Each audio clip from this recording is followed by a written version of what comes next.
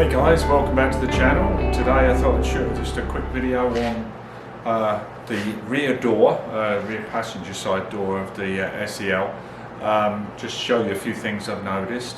I had a busy day today getting ready the car for the 3.5 that sold to Sweden for Gosta, packing him a few parts and everything. So I got kind of busy around the shop, and I wasn't going to shoot any more video this year, but I thought, why not?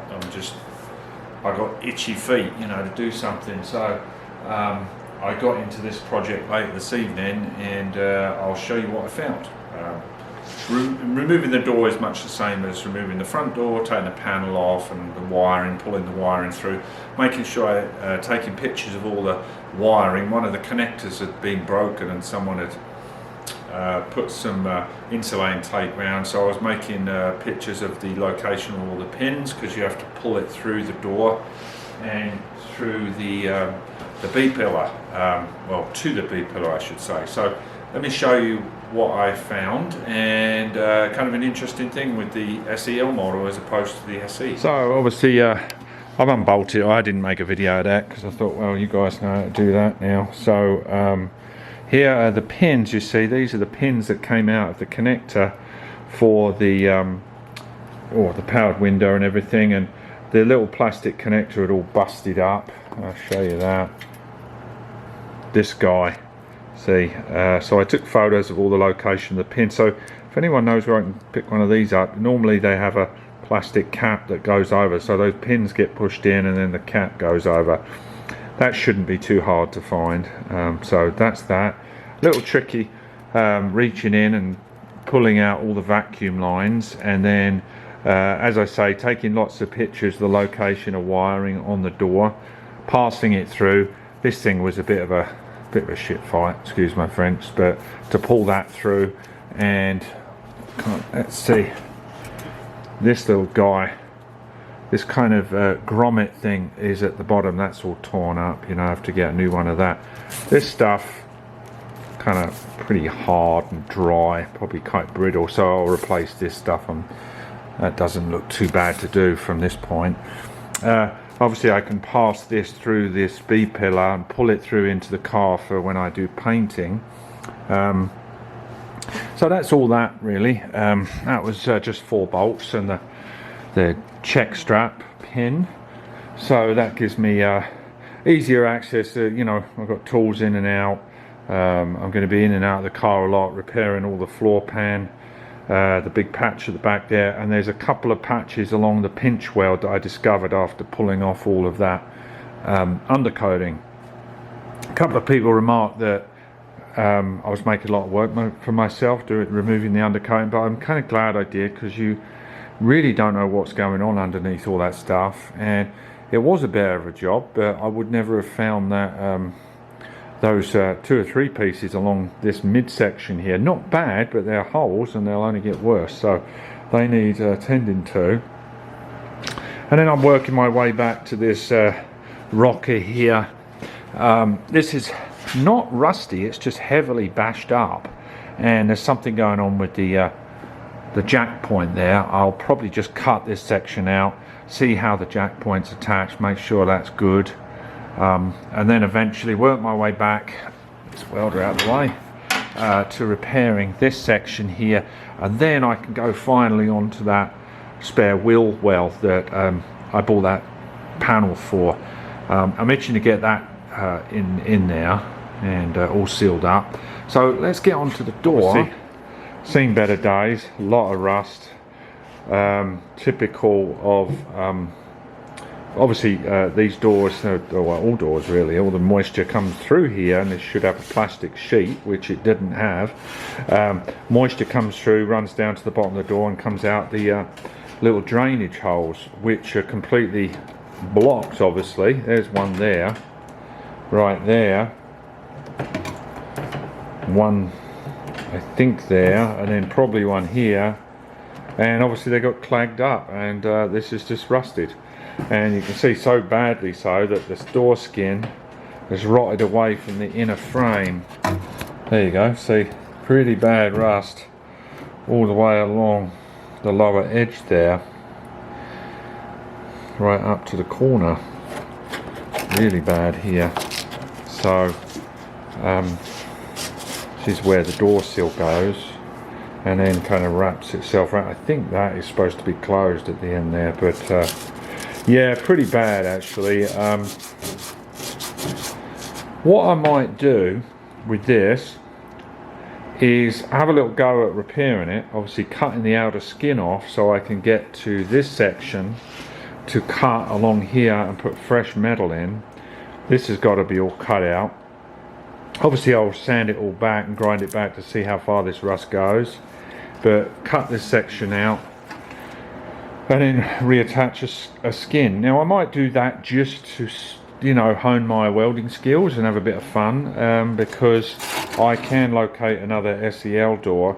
I've bought another few 108s that are a little far gone to restore, but will be handy for parts and everything. And one of them does happen to be a long body, an SEL version, a 6-cylinder, but hopefully the door will be better on that one. But I might go ahead and see what, you know, have a little go at repairing this, and, you know, worst comes to worst, I'll just put another one on. So anyway, so that's that. What's interesting, obviously this is an SEL model, and lo and behold, here is the extension piece here. Now I didn't know they did it like that, but this is the extension piece for an SEL model.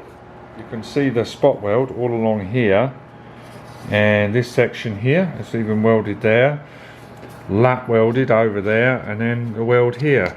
This is the place where the electric window switch is, and obviously on the shorter model it's here.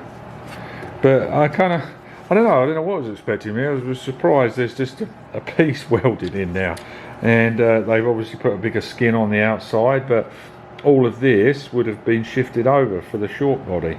And see, this section here would have been over here. So let me get a ruler and I'll show you.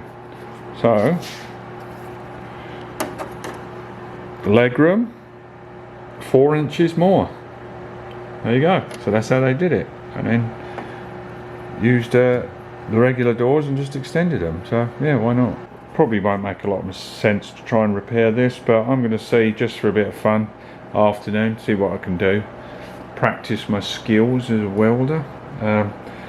You know, we've got a basic little step shape here I'd have to recreate, and so obviously cut this skin off first, and I'll have to look at the other door, see what's going on here, because I don't know that that's right like that. That doesn't look right to me, but I think there's a piece that goes across here, but we will check the other door out. I also wanted to give you an idea of what I was telling you in previous videos when I was taking the front door off. Driver's size regulator. You can see the main chassis is this cast stuff, and that was a later thing that they did. And what I've found, anytime I've seen this, they always seem like they've been stressed. And see that holder thing, it looks like it's been stressed upwards, you know, and they can actually end up cracking and breaking. So the earlier ones that's on my 68 108 had a steel chassis, a little of a simpler design. Also it seemed like a nicer design here, 2 coated bolts here with this plate and a rider. This one's just cast into it, see, so this could actually be replaced, this thing, you know, just unbolted and replaced. But what's nice is these cast bodies, they're just solid as hell, you know, and you never get any problems. So if you can ever, I think this will switch over, correct me if I'm wrong, but you can never replace with the steel chassis ones. That's the way to go. Motor assembly is a little different, so might be a bit more hassle than it's worth. But anyway, that's just a little interesting ditty there. If you do have problems with the regulators, normally what's happened is the teeth get heavily worn at the ends here, and on these models obviously chassis gets stressed and all that stuff, but also they get worn here, and the window has trouble winding up from the bottom position. You have to kind of help it That's what experience I've had anyway. So when I had a problem with my MI68, like this steel chassis one that it had, all the teeth were chewed up here and here, and to locate a regulator, as you know, they can get quite expensive. The regulators that are on the market that I've seen are this kind of probably made elsewhere from Germany, but the pot metal is kind of, this is really weak. Anyway, I ordered one. I knew what I was going to do. I ordered one, and the blooming thing came and it was broken anyway. This was broken, but I didn't really care because I smashed this pot metal off, and I took the arm assembly, drilled it out, and essentially retapped it onto the other one. So all I wanted was this triangular gear assembly in the arm, and I was able to keep my own chassis. So that's something you can try and do that. It does work. I've tried it. So I just got to get this tapped out, and I put some Loctite, you know, not the heavy red one, the blue one, with a bolt and a nice large washer. Worked perfectly. So there you go. On the other side, on the early one, had this kind of separate unit motor, and then the little gearbox was separate here. This one again on the later one is more integral. I don't know that it's any worse. I mean, it looks like you can access it here, remove it, clean the gears and lubricate if you so feel inclined to do that. This one, you probably can access it through this plate. Maybe you can unscrew it from the other side or lever this plate off to lubricate the gears. As far as what's next on the agenda, there's a bunch of parts here: fan, air tank, air filter housing, radiator, fan shroud there. They're actually metal on the 6.3, plastic on the 4.5 and the 280. The splash guards underneath the wheel wells there, the leaf spring adjustments for the subframe, pulleys and what have you. This all stuff is going to get all cleaned and re-blacked and everything with the chassis paint, and same goes with the fan and all that metal stuff. Had my radiator done already, starter motor's done, alternator's done, but you can see all the parts. I got this new shelf unit in here so I can keep track of all the parts. We've got airbags, we've got all the valves, the starter, headlights again, alternator, the brackets, door trim. I'm separating all the door trim so we keep it all together. Interior blower, new shock absorbers. I was actually bought 2 of those off a bloke, brand new Bilstein ones, and he gave me the other 2 for the back. Nice bloke, thank you very much. That was a good deal, that. Those rotors, I'll replace those. I just took them off. They're all the steering rods off of the subframe. I've kept them obviously so I can take rough measurements for when the new ones go on. When the new ones go on, obviously I take it to an alignment, make sure everything's adjusted correctly for tracking. This is all ignition components, distributor cap, brake booster, stuff like that. So as far as the plating, the yellow chromate zinc finish, I looked into having the plating done at a shop down Sacramento way. Guy has a minimum, which is fair enough, but the way my project's running, I'm doing it in sections, you see, so I'm not stripping a whole car out and handing him a ton of parts to do the whole job lot. I'm sectioning it off into smaller increments. It just works better for me for space. So his minimum is 150 bucks.